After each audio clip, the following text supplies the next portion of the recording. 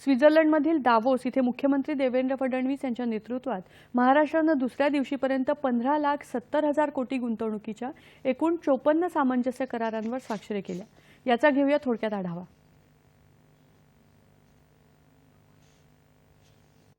जागतिक आर्थिक मंचामध्ये दुसऱ्या दिवशीच्या सामंजस्य करारांपैकी सर्वात मोठ्या गुंतवणुकीचा करार हा रिलायन्स समूहाचा असून पेट्रोकेमिकल्स, पॉलिस्टर, नवीकरणीय ऊर्जा, जैव ऊर्जा, हरित हायड्रोजन, ग्रीन केमिकल्स, औद्योगिक क्षेत्र विकास, किरकोळ क्षेत्र, डेटा सेंटर्स, टेलिकम्युनिकेशन्स, आदरातिथ्य आणि बांधकाम या क्षेत्रात रिलायन्स 3,05,000 कोटी इतकी गुंतवणूक करणार आहे। यातील बहुसंख्य गुंतवणूक ही सेवा क्षेत्रात होणार असल्यानं सुमारे 3 लाख रोजगार निर्मिती यातून होईल असं मुख्यमंत्री देवेंद्र फडणवीस यांनी सांगितलं। या एमओयूच्या माध्यमातून रिलायन्स इंडस्ट्रीज ही जे वेगवेगळे क्षेत्र आहेत, petrochemicals, polyester, renewable energy, bio energy, green hydrogen, green chemical, industrial area development, retail, data centre आणि टेलिकम्युनिकेशन, हॉस्पिटॅलिटी आणि रिटेल आणि रिअल इस्टेट अशा विविध क्षेत्रांमध्ये ही गुंतवणूक महाराष्ट्रामध्ये रिलायन्स इंडस्ट्रीजच्या माध्यमातून चाललेली आहे।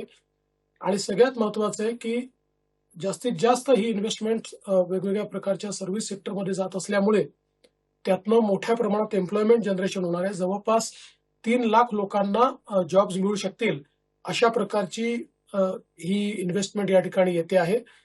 पंतप्रधान नरेंद्र मोदी यांच्या नेतृत्वात नवभारताच्या निर्मितीत योगदान देणारा हा करार आहे। मुख्यमंत्री देवेंद्र फडणवीस यांचं महाराष्ट्र $1 ट्रिलियन अर्थव्यवस्थेचं पहिलं राज्य बनवावं हे मुख्यमंत्री देवेंद्र फडणवीस यांचं स्वप्न आहे। त्या दृष्टीनं आम्हीही गुंतवणूक करणार आहोत असं रिलायन्स समूहाचे अनंत अंबानी यांनी यावेळी सांगितलं। दुसरी मोठी गुंतवणूक ही अमेझॉन करणार असून ती 71,795 कोटी रुपये इतकी आहे। एमएमआर क्षेत्रात डेटा सेंटर्सच्या माध्यमातून या गुंतवणुकीतून 83,100 इतके रोजगार निर्माण होणार आहेत। गेल्या 2 दिवसात जे सामंजस्य करार झाले त्यातून राज्याच्या सर्व भागात गुंतवणूक होत असून समतोल विकासाचा उद्देश यातून साध्य होणार आहे। या एकूण करारांपैकी उद्योग विभागानं 11,71,000 कोटींचे करार केले असून एमएमआरडीएनं 3,44,000 कोटी तर सिडकोनं 55,200 कोटींचे करार केले आहेत।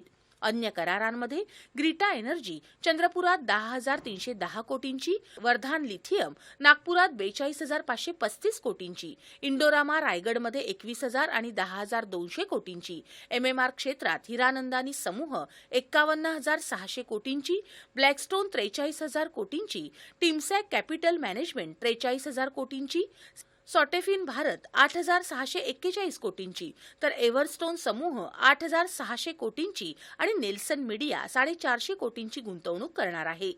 सिलॉन ब्युरेज अहिल्यानगरमध्ये 1,039 कोटींची तर तळेगावमध्ये लार्सन अँड टुब्रो 10,000 कोटींची गुंतवणूक करणार आहे। नागपुरात इकॉनॉमिक एक्सप्लोजिव्स 12,780 कोटींची तर एमएसएन होल्डिंग्स 14,652 कोटींची गुंतवणूक करणार आहे।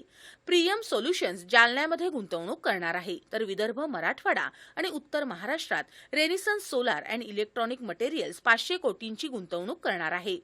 हेझोरो इंडस्ट्री बुटीबोरीमध्ये आणि टॉरल इंडिया अहिल्यानगरमध्ये गुंतवणूक करणार आहे।